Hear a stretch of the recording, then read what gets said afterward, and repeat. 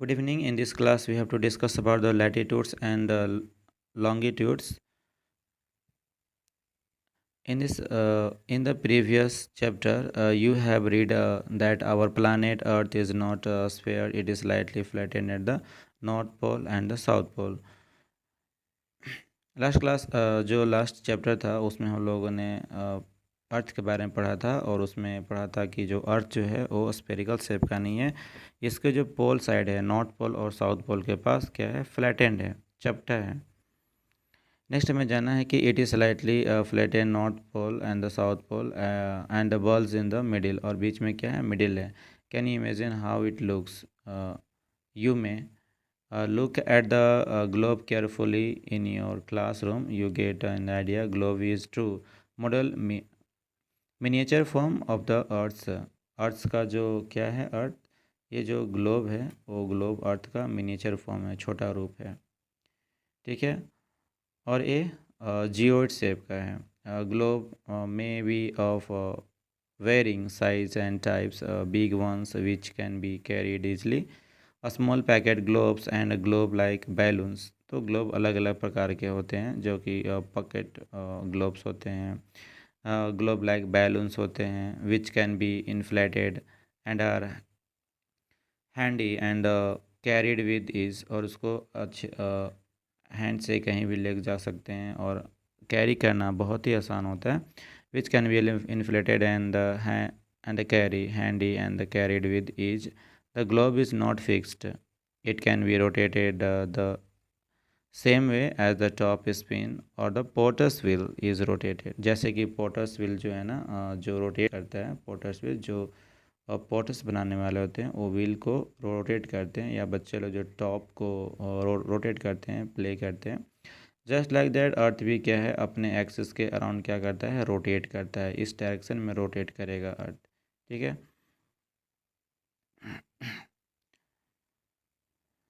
On the globe, countries, oceans, continents shown in their correct size, और इसमें क्या है, कंटिनेंट का साइज कैसा है, ओशियंस का साइज कैसा है ना, और कंट्रीज़ का साइज कैसा है। तो according to their size we can display, we can represent on the globe. Next, we have to know that it is difficult to describe the location of the point on the sphere like the Earth. Now, the question arises as, तो जैसा भी continents है जो और जो countries है उसका जो एक्चुअल जो शेप है वो हम ग्लोब पे रिप्रेजेंट करते हैं। It is difficult to it describe the location of the point on a sphere like the earth. Now the question arises as to how to locate a plane on it. We need certain point of reference there and lines to find out the location of places. You will notice that a needle is fixed through the globe in a tilted manner which is called its axis. कहने का मतलब है कि जो अगर अर्थ का जो surface है, तो अगर हम किसी सर्टेन पॉइंट को ग्लोब पे दिखाएंगे तो वहाँ पे क्या होगा, बहुत ही मुश्किल होगा। और जो ग्लोब में, ठीक है, और जो ग्लोब में जो एक लाइंस होते हैं, अगर मान के चले ये ग्लोब है तो ग्लोब में जो टिल्ट एक लाइंस क्रॉस करता है, ठीक है, तो ये इसको बोलते हैं एक्सिस। ठीक है, ये है एक्सिस, और टिल्ट, और ये टिल्टेड मैनर है, और टिल्टेड मैनर है तो ये जो टिल्टेड मैनर है,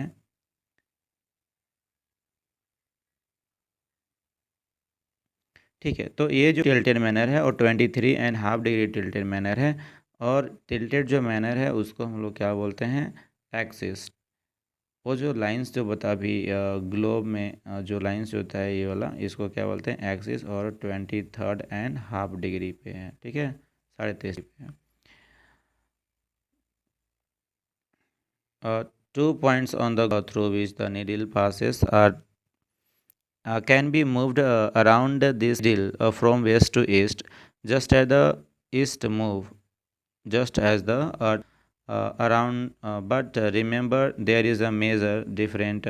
The real earth has no such needle. It moves around it's in real में अर्थ में कोई नीडल नहीं है, ये एक इमेजिनरी लाइन है, यह एक काल्पनिक लाइन से। Which is an imaginary line. Another imaginary line running on the globe divides the into two equal parts. This line is known as the equator. The northern half of the earth is known as the northern hemisphere, and the southern half is known as the southern hemisphere. जैसे कि ये एक और line यहाँ पे run करता है, equator इसको बोलते हैं, ये सर्कुलर वे में होता है, ठीक है।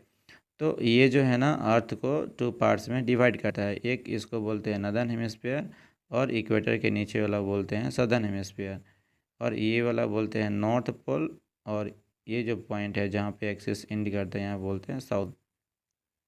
आगे हमें जानना है कि they are both equal halves, therefore the equator is an imaginary circular line and is very important reference point to locate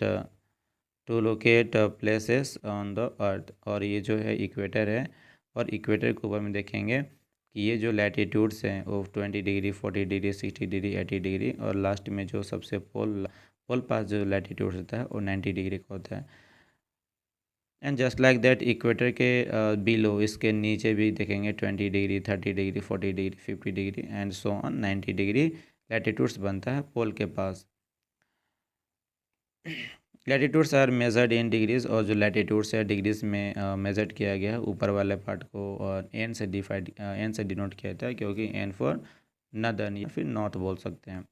तो 20 degree north, 40 degree north, 60 degree north, just like that. The equator represents the 0 degree latitudes, और जो equator है वो 0 degree latitudes बताता है, क्योंकि ये starting है। इसके बाद ऊपर ऊपर जाएंगे 10 डिग्री 20 डिग्री 30 40 50 60 70 80, और यहाँ पे पोल के पास लैटिट्यूड 90 डिग्री का होता है।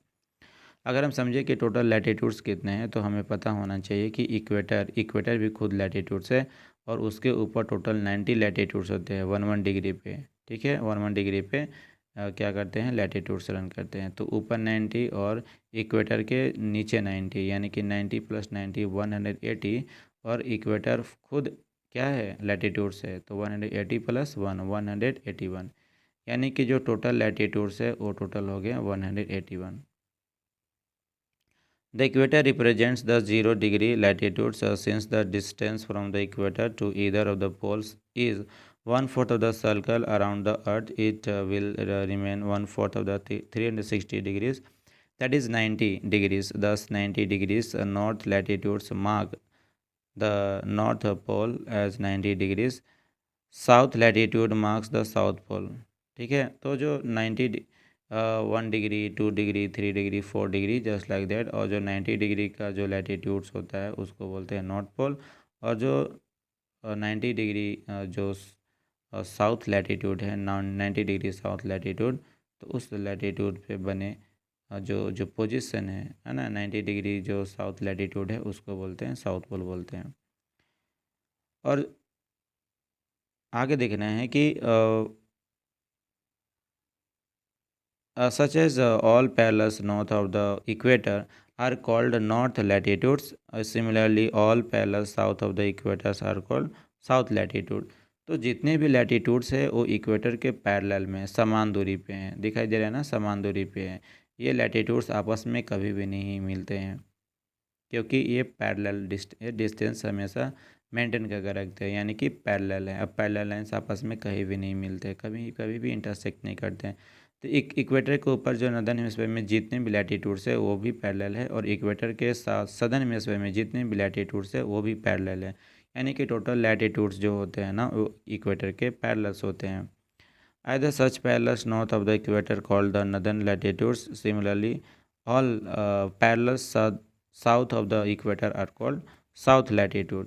तो नदर्न हेमिस्फीयर में जितने भी लैटिट्यूड्स होते हैं उसको बोलते हैं नदर्न नॉर्थ लैटिट्यूड, और साथ में जो जितने भी लैटिट्यूड्स होती हैं उसको बोलते हैं सदर्न लैटिट्यूड्स। अगर देखना है कि as the all parallels north of the equator are called north latitude. Similarly, the parallel south of the equator is called south latitudes.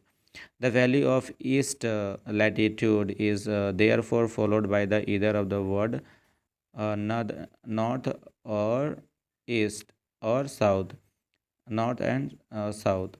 Generally this is indicated by the letter n और s. तो northern hemisphere में जितने भी latitudes है उसको n से denote करेंगे, 10 degree n, 20 degree n, 30 degree n, 40 degree n, just like that. और जो साउथ है, इक्वेटर के जो साउथ सदर्न हेमिस्फीयर में जितने भी लैटिट्यूड्स है, 10 degree S, 20 degree S, 30 degree S, 40 degree S, 50 degree S और ऐसे 90 डिग्री एस तक चले जाएंगे. एस फॉर साउथ बोलते हैं. यहाँ पे एक एग्जांपल बताया गया है कि नदर्न हेमिस्फीयर में एक जो 20 डिग्री लैटिट्यूड्स पे है ना, वो एक महाराष्ट्र लोकेशन है. ठीक है, महाराष्ट्र है, इंडिया में महाराष्ट्र है. और सेम लैटिट्यूड, मतलब कहने का मतलब है कि सदर्न हेमिस्फीयर में जो 20 सेम एंगल ऑफ लैटिट्यूड, यानी कि सदर्न हेमिस्फीयर में जो लैटिट्यूड है वो 20 डिग्री पे है, लेकिन उसमें एक जगह बताया गया है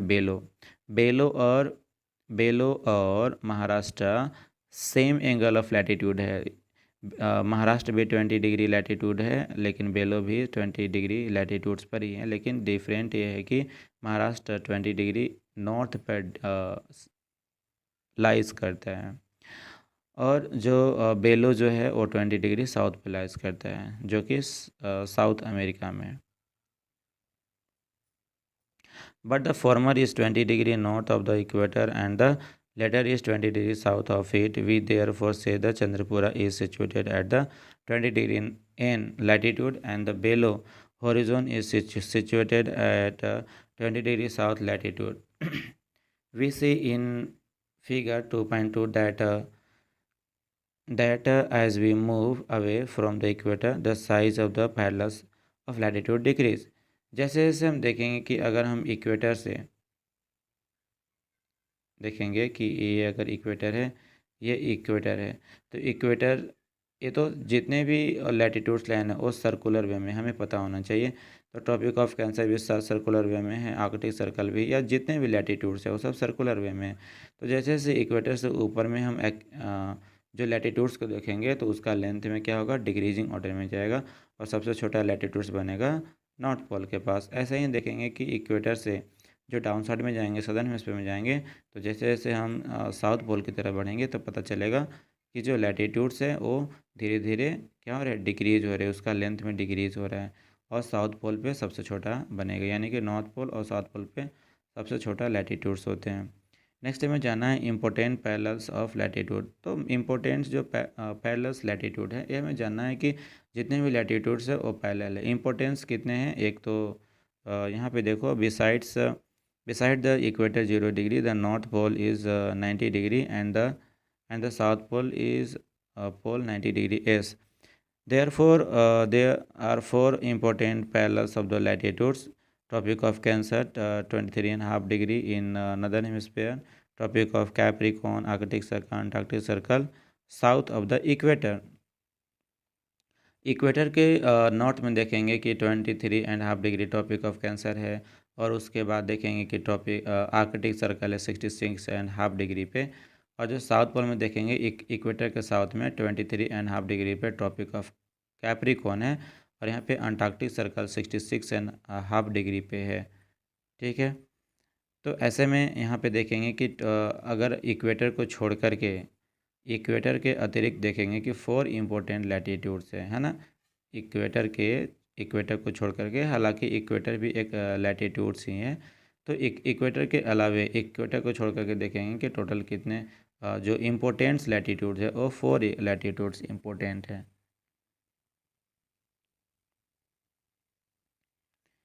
ठीक है, तो आज के क्लास में हम लोग इतना ही रखते हैं. नेक्स्ट क्लास में हम लोग सीखेंगे, जानेंगे कि जो हीट जोन ऑफ द अर्थ है, अर्थ का जो हीट जोन है वो कैसे अराइज होता है, किस आधार पे हीट जोन क्लासिफाइड किया गया है ना. जैसे कि बताया था ना कि जो टोरिड जोन है ना, टेम्परेट जोन है और फिर फ्रिजिड जोन है. तो इस तरह से ये जो जोन्स में डिवाइड किए गए हैं अर्थ को, वो उसका बेस क्या है, तो इसके बारे में हम लोग नेक्स्ट क्लास में हम लोग अच्छे से स्टडी करेंगे.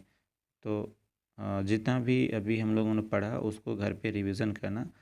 तो आज के लिए इतना ही, मिलते हैं हम लोग नेक्स्ट वीडियो में, जो कि हम लोग heat zone of the earth पढ़ेंगे. तो आज के लिए इतना ही. Thank you, bye bye, have a nice day, take care, bye you, bye,